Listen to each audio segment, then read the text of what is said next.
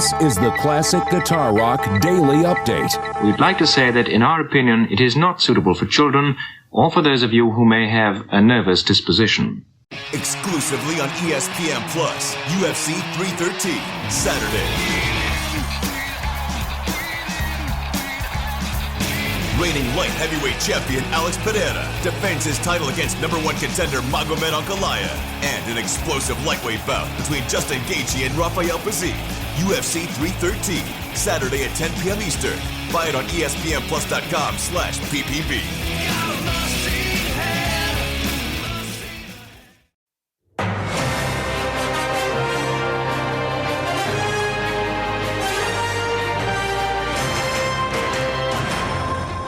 This is the Classic Guitar Rock Daily Update. All the classic rock news of the day. With your host, Jeremy Lunnan. Good morning, my friends. It is Friday, which is awesome. Friday, April the 5th, 2024. I woke up about 6 a.m. this morning to a brand new blanket of snow. Exactly the thing you don't want. The last day of spring break. What are you going to do? We're going to endeavor to persevere. So let's hop into our news today. By the way, you can join us. You can chime in live if you're watching on Facebook or X or YouTube. Chime in. We'd love to hear from you. You can also email me at any time, classicguitarrock@mail.com. I would love to hear from you. So, you know, I'm just going to say today is kind of a thoughtful,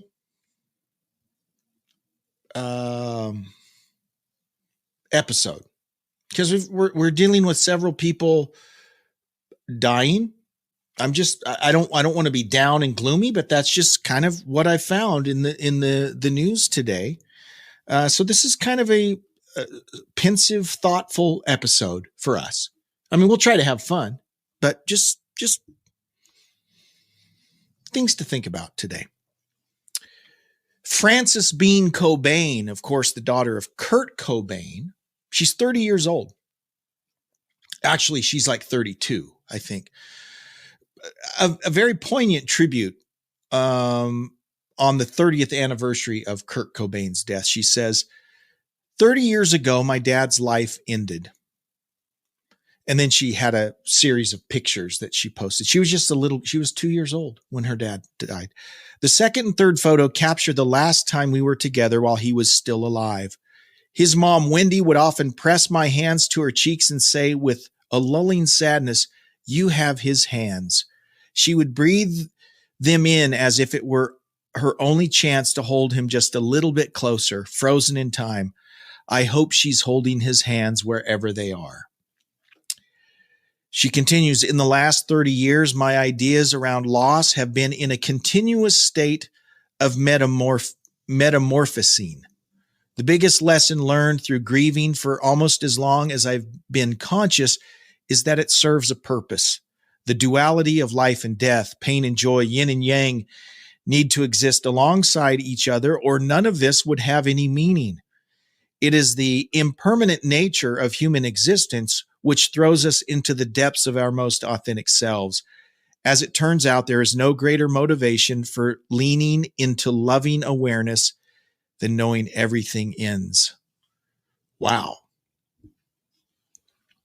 And in a related topic, after every performance, Wolfgang Van Halen can be found pointing to the sky, right? He points at the end of every show, he points to the sky. And he says that's a salute to his late father, Eddie Van Halen. And he says, the reason I do what I do is because of my dad. So if I didn't, or at least think about him throughout the process, I'd be doing a disservice to my existence. So I think it's very important to establish that, to thank my dad every night, every time I'm on stage, just to thank my father and to know that he's always there with me every night. So both in the person of Frances Bean and Wolfgang, two, to me, seemingly very well-adjusted individuals, maybe even more so than their parents, right? Just something to think about. Michael Ward, former guitarist for the Wallflowers, has died at the age of 57. 57. Guys, I'm 56. So when I hear about guys dying at 57, boom, right? That sense of mortality hits us all. Wallflowers social media said, quote, "With love and gratitude, the Wallflowers say farewell to the great and singular Michael Ward. Michael's role and talents will forever remain a crucial part of the band's history. His contributions to music began before his time with the Wallflowers and continued long after his time with the band. Listening to Thin Lizzy on a sorrowful day. Rest now, Mike. Much love to his family and to his children." And of course, our condolences to his family and bandmates as well. Just things to think about, right? We're all only here for a limited time. You know, while we're here, let's try and leave things better than we found them, right? Styx news. I'm a big fan of the Styx. I love Styx. They're not in the Rock and Roll Hall of Fame. Don't get me started. Okay, they should have been in there 20 years ago, right? They're not. Maybe someday. We know that there was a fracture between the band. I mean, even before. So the band basically split up in the late 80s. They had Dennis DeYoung come back in the mid 90s and they did one tour. And then after that tour, the band was sick of him again and they fired him. I think the first time he left and then the second time he got fired. And, well, let me just share this with you. During an appearance on the Bob Lefsetz podcast, Charlie Brusco, who's the manager for Styx, says that the band hasn't spoken to Dennis DeYoung since 1999. Haven't even talked to him. Brusco says, quote, "Tommy and JY came to me and said, we got a new album coming out. Dennis can't tour. We want to go out there without him," the manager recalled. And I said, "All right, if we do this, it could work. It might not work, but I'm not going to go backwards. We're not going to do this for 6 months and then turn around and go back to Dennis." So according to Brusco, the members, they couldn't handle Dennis anymore. Quote, "Dennis likes to be in control of everything. I called him on the phone and told him that they were touring without him, basically that he was fired, and the reaction was not good. And he said to me, 'You know that no one will come to see them without me.' And I go, 'We'll see. We'll find out.'" Well, what happened is, I mean, let me ask you, who's more relevant now, Styx without Dennis or Dennis without Styx? Styx continues to have very successful tours, and they have since he left. They replaced Dennis with a guy named Lawrence Gowan. Gowan's been there since 99, and Lawrence Gowan is super talented, right? And there's always this argument, right? The classic lineup is always the best lineup. And I get that, right? And all the classic albums have Dennis on them. However, it's debatable which classic tunes are the most classic. Tommy has a lot of classic tunes as well. Renegade, Fooling Yourself, Too Much Time on My Hands. I mean, the case could be made that Tommy was as important as Dennis. I don't know. That's a debate worth having. Regardless of that, Styx has continued to be a top concert draw since 99. And it's interesting. Roger Waters said the same thing about Pink Floyd. Roger thought once he was gone, Pink Floyd would be done. And yes, people debate that the stuff after Roger wasn't as good as the stuff with Roger, which I'd probably agree. I'd probably agree on that. However, David Gilmour and Pink Floyd soldiered on with additional platinum albums and very successful tours. So yeah, the band did just fine without Roger. Styx has done just fine without Dennis. What are you going to do? But yeah, they haven't talked with him since 1999. I was kind of shocked at that. He says, I'm pretty sure of this. I don't think me, Tommy, or JY have ever spoken to Dennis since I let him go. I don't think the three of us have ever had a word with Dennis, a good word or a bad word. Nothing. We just haven't talked to him. Here's good news. Black Country Communion, the supergroup featuring legendary vocalist bassist Glenn Hughes, Joe Bonamassa, Jason Bonham, and Derek Sherinian, have released a new single called Red Sun. The track is taken from Black Country Communion's highly anticipated fifth studio album called 5, like the Roman numeral 5, due on June 4th. Now, guys, if you got an hour, a great video, and it's probably 10 years old by now, at least. It's Black Country Communion. I think it's called Live from the Black Country. It's a pro shot, concert they did in England, and it's awesome. It's a great live performance. You should go check that out. I like everything Black Country Communion has done. I like the individual parts, right? Big fan of Bonamassa, Glenn Hughes. We have an episode about Glenn Hughes, one of the podcast episodes about Glenn Hughes. Derek Sherinian, of course, keyboard monster. And you got Jason Bonham. Jason Bonham, who's played with everyone. I mean, he's in Sammy Hagar's Circle, right? He'll be on the Best of All Worlds tour that's happening, the tribute to Eddie Van Halen. He's got his Led Zeppelin tribute, or a night, I don't remember what it's called. It's Jason Bonham's Led Zeppelin experience or something.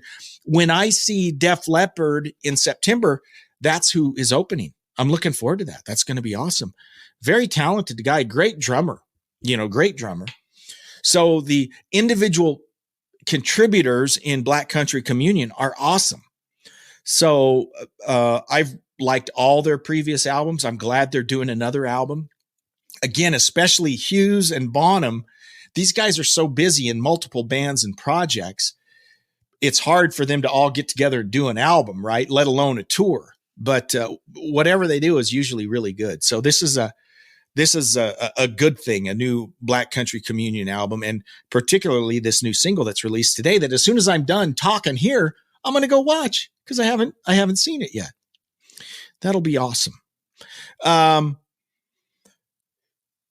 Bonamassa says, this band allows me to embrace all of it. He's talking about all the different elements, what everyone brings in. He says, it's funny because the four musicians up here, everybody brings a certain thing to this that's very specific.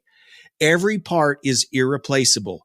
For me, it's about playing old style rock guitar loud. If you go see a Joe Bonamassa concert, it's blues rock. I mean, it's rocking, but it's mostly bluesy. So when you see him play with Black Country Communion, it's more in the classic rock vein. They even do like some Led Zeppelin songs.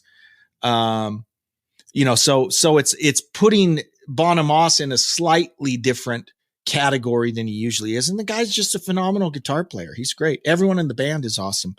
Hughes says, we make music for the five of us. We make music that we love and like, hoping it registers with everyone else. We don't make it for record companies or this guy or that guy. And then Sherinian credits producer Kevin Shirley for keeping the band's creative energies focused. And he said, quote, we got to give Kevin Shirley massive credit because he controls. He keeps it all flowing. And it's a rockin' endeavor. And it has a classic vibe to it, right? So you hear it and it sounds kind of like a 70s vibe, but not dated. I don't know how to, if you haven't checked out Black Country Communion, you just got to check them out.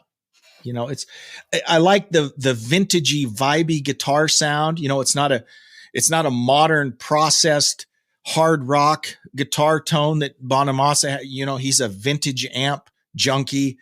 And so you get that classic kind of 70s hard rock sound, and it works. It works. So I'm always excited when there's new music from Black Country Communion. And I wasn't sure there was ever going to be a fifth album. So this is good news.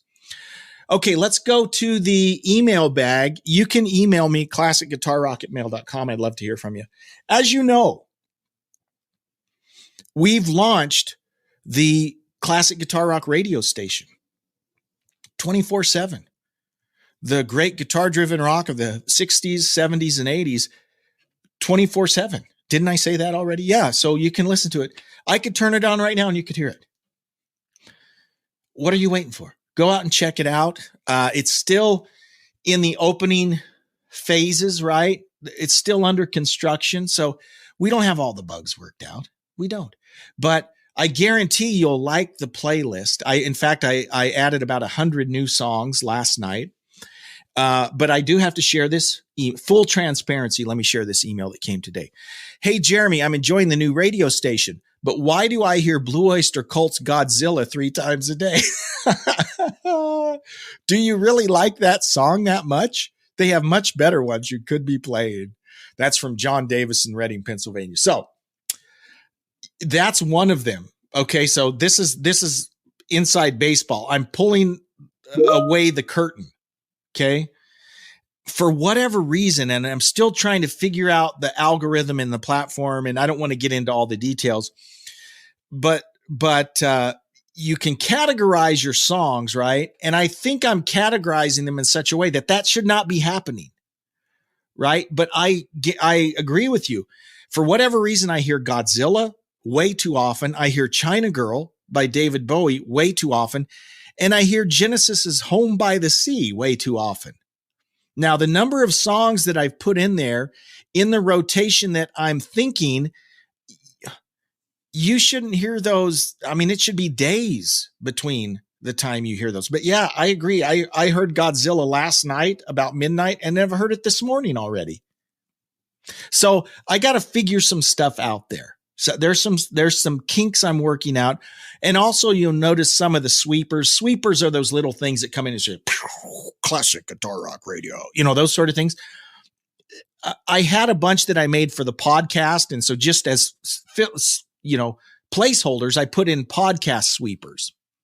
So I'm slowly but surely replacing the podcast sweepers with ones that say Classic Guitar Rock Radio. Again, kind of behind the scenes stuff. And one of the quirky little things is I'll go in and delete it, a sweeper, and yet it takes a while for it to catch on, because this is all at this point automated. And so you'll hear me talking at some places, but I'm not really there live at the time. I just so you guys know, I don't sit there and play records 24 hours a day and get on and talk. You can record liners. This is all top secret stuff. This is like a magician revealing his secrets, right? So you can record things and give it the appearance of there being a live person sitting there, but it's automated. So it's a little clunky. It's not like the good old days when I was in radio where it was me sitting at the board running things and it was live, right? It's a little different. And so like in terms of how the songs mix transitioning, there's long pauses between, and there's stuff I got to tweak. So yeah, it's under construction. It ain't perfect, but the song list is really good. I think you'll like it. And here's the thing, guys, I'm the programmer. I'll take requests. If you got songs you want me to put on there, shoot me an email. Let me know. I'll add them. We can put them in there. I've got deep tracks, man. There are songs that you will hear played that you would never hear on a radio. I mean, I got to be careful. You got to keep it recognizable enough, right? So yeah, you're going to hear hits, right? You got to, but it's in between those hits where you have an opportunity to go a little deeper on albums. And I've gone way deep. I'm a huge Cheap Trick fan. I've gone way deep. So you'll hear some Cheap Trick songs that, unless you own the album, you've never heard these songs, right? Same with Def Leppard. I went deep on High and Dry. High and Dry is one of my favorite albums. You'll hear a lot of deep Def Leppard cuts. And there are other bands too that we go deep. So Sorry, I get excited talking about the radio station. I hope you'll check it out. I hope you'll enjoy it. I'm enjoying it. My wife hates it already because I spend so much time messing with it. But hey, yeah, check it out. One of the things I'm working on is getting it to a point where it's easier for me to send folks to it. I can send out a link. I've been posting links on my various social media platforms. You can just click on one of those links. You can even go to Live 365. It's just live365.com. And if you search Classic Guitar Rock, it comes right up. But, you know, we're working on an app where you actually have an app, and then we'll have a landing page where you just go to classicguitarrock.com and you can click here to hear the radio station, click here to hear the podcast. So that's what we're working on. That's coming. But for now, I would love it if you check out the radio station and give me feedback. If you don't like it, I need that feedback too. But if you got a song to request or whatever, I'd love to hear it. Will says, how about Donnie Iris? Will, as soon as we're done, and then this is my commitment to you. I know with your connections in law enforcement, you know, I'm going to shoot straight.